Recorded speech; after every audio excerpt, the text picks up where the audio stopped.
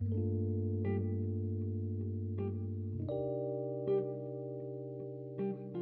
What's up guys, this is Mukesh Joshi. Welcome back to another video. आज इस video में बात करने वाला हूँ क्यों हेडलेस सीएमएस ऑप्ट करना आपके लिए एक बुरा डिसीजन हो सकता है। कुछ पॉइंट्स की और बात करूँगा, इनमें से कोई भी कैटेगरी में अगर आप फॉल करते हो या फिर इनमें से कोई भी चीज़ अगर आपके लिए ट्रू होती है तो आपको हेडलेस सीएमएस के साथ नहीं जाना चाहिए। वजह एक ट्रेडिशनल सीएमएस जैसे हमारे पास वर्डप्रेस, उसको आप ऑप्ट कर सकते हो अपनी वेबसाइट बनाने के लिए।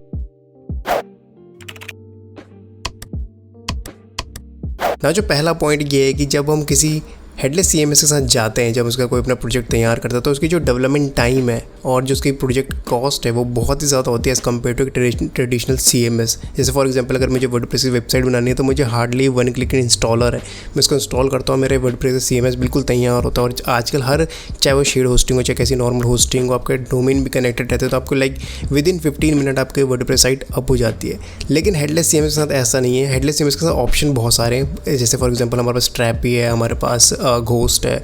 और हमारे पास कंटेंटफुल है, मतलब बहुत सारे हैं जो हेडलेस सीएमएस अवेलेबल है। लेकिन मोस्ट ऑफ द इनमें ऐसे हैं जिनके जो लाइक जो सेटअप है और जो इनका पूरा इंफ्रास्ट्रक्चर इनको सेटअप करने में बहुत ज़्यादा टाइम लगता है और जब हम डेवलपमेंट करते हो तो आपको ओवरऑल बहुत ज़्यादा टाइम लगता है और इसकी जो कॉस्ट होती है, डेवलपमेंट कॉस्ट होती है, वो बहुत ज़्यादा आती है as compare to traditional CMS के। ना जो नेक्स्ट पॉइंट है वो है इसकी जो इंफ्रास्ट्रक्चर, इसका जो सेटअप कॉस्ट है वो एक ट्रेडिशनल सीएमएस जैसे एक वर्डप्रेस है उसके कंपैरिजन में बहुत ज़्यादा होती है। एक हेडलेस सीएमएस को जब हम सेटअप करते हैं तो बेसिकली हम सिर्फ और सिर्फ एक बैकएंड को तैयार करते हैं, उसको होस्ट कर रहे हैं और हमारा फ्रंट एंड कहीं और होस्ट होने वाला है, या फिर बहुत बार ऐसा होता है कि हम एक ही सर्वर में दोनों होस्ट करते हैं। बट अगर हम इसको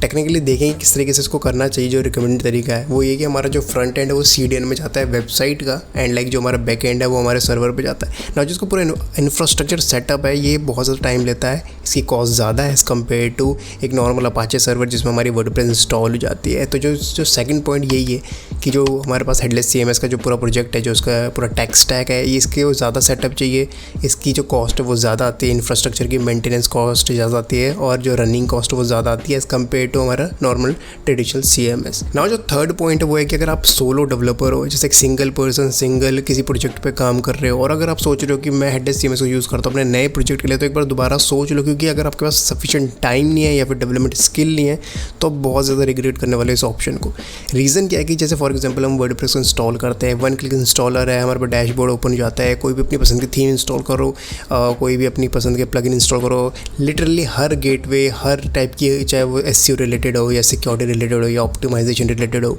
या फिर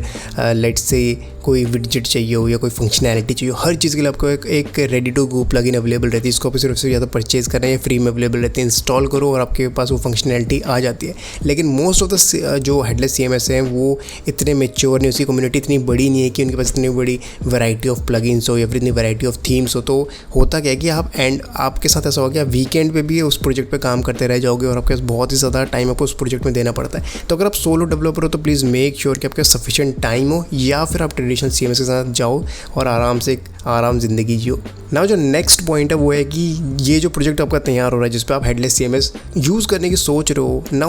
ये किसको सर्व कर रहा है, आपको सर्व कर रहा है या आपके क्लाइंट को सर्व कर रहा है। जिसको भी सर्व कर रहा है मेक श्योर कि उस पार्टी के पास सफिशिएंट बजट हो, क्योंकि हेडलेस सीएमएस के साथ अपनी सेटअप प्रॉब्लम्स आती है, इसके साथ मेंटेनेंस की ज़रूरत बहुत पड़ती है, इस पर लाइक रेगुलर इस पर डेवलपमेंट का काम बहुत होता है। क्योंकि जैसे मैंने पिछले पॉइंट बताया कि बहुत सारी चीज़ें, बहुत सारी फंक्शनैलिटी आपको right out of the box नहीं मिलेगी, आपको या तो डेवलप करनी पड़ेगी या फिर बहुत ही हार्ड पे कोई प्लगइन या कोई सपोर्ट या फिर कुछ ऐसा मिलेगा। तो ऐसा होगा कि आपकी जो डेवलपमेंट टाइम है और जो कि कॉस्ट है ये बहुत एक्सपोनेंशियल हाई होगी, थ्राइस या फिर 3 टाइम्स या 4 टाइम्स एटलीस्ट होती है as compare to normal WordPress website के। तो अगर आपका बजट इशू है तो प्लीज़ मेक श्योर कि आप एक सस्ते ऑप्शन के साथ जाए, या फिर वर्डप्रेस तो हमारा हमेशा एवरग्रीन है ही। ना जो नेक्स्ट पॉइंट है ये बहुत ही ज़्यादा इंपॉर्टेंट है, इसको समझना पड़ेगा आपको कि ये क्यों इतना इंपॉर्टेंट है, और मेरे नज़रिए से ये one of the most crucial point है जिसको आपको दिमाग में रखना है। जैसे फॉर एग्जांपल मैं इस प्रोजेक्ट पे काम कर रहा हूँ जिसमें मैं हेडलेस सीएमएस को यूज़ करने की सोच रहा हूँ। अब ना मेरे दिमाग में है कि ये जो मेरा अब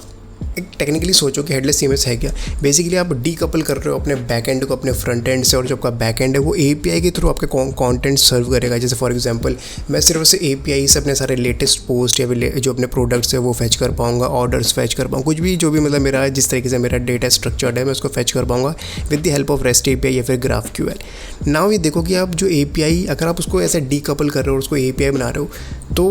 उसका रीज़न ये है, मतलब मुझे क्यों API चाहिए। इसके 2 रीज़न हो सकते हैं, या तो आपका प्रैक्टिस ही हुई, आप उस तरीके से यूज़ करते हो, और जो मेन रीज़न ये है कि मैं उसे मल्टीपल प्लेटफॉर्म पे या प्रोडक्ट्स में मैं उसे API को यूज़ करने वाला हूँ। जैसे फॉर एग्जांपल मैं जैसे अगर मैं कंटेंट में मेरा कंटेंट सिर्फ एक जगह रहेगा और सेम कंटेंट मैं सर्व कर रहा हूँ अपनी वेबसाइट पे, वेब ऐप है, चाहे लेट से रिएक्ट की वेब ऐप है, एंड मेरे पास मोबाइल एंड्रॉयड की ऐप है, एंड देन iOS की ऐप है ना। 3 अलग अलग मेरे पास डिजिटल मीडिया में डिजिटल प्लेटफॉर्म है जहाँ पे मैं सेम कंटेंट को सर्व करना चाहता हूँ ना। मेरा जो कंटेंट है वो सेंट्रलाइज रह गया एक हेडलेस CMS पे, जो मेरे सर्वर पे, और मेरे तीनों प्लेटफॉर्म वहाँ से कंटेंट सर्व कर रहा है। जब ऐसी सिचुएशन होती है जहाँ पे आपके मोर देन वन,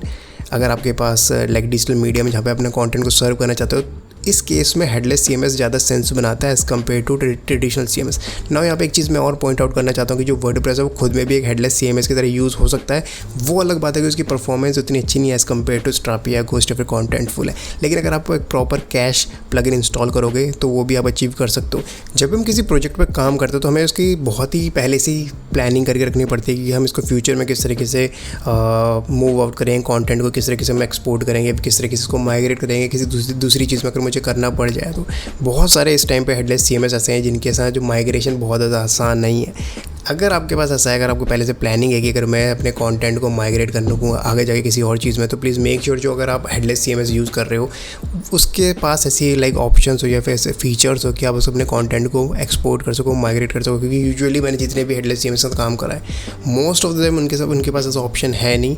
या फिर ऐसा होता है कि उनके साथ माइग्रेट करने में कॉन्टेंट बहुत ज़्यादा टाइम लगता है। जैसे फॉर एग्जाम्पल अगर मुझे वर्डप्रेस में कॉन्टेंट एक्सपोर्ट करना है, एक वर्डप्रेस से दूसरे वर्डप्रेस में डालना है, तो बहुत ही ज़्यादा आसान है। मुझे सिर्फ या तो मैं कोई प्लगइन यूज़ कर लूँगा जैसे मेरे पास अपड्राफ्ट है, या फिर वर्डप्रेस के नेटिवली टूल्स पे एक ऑप्शन आता है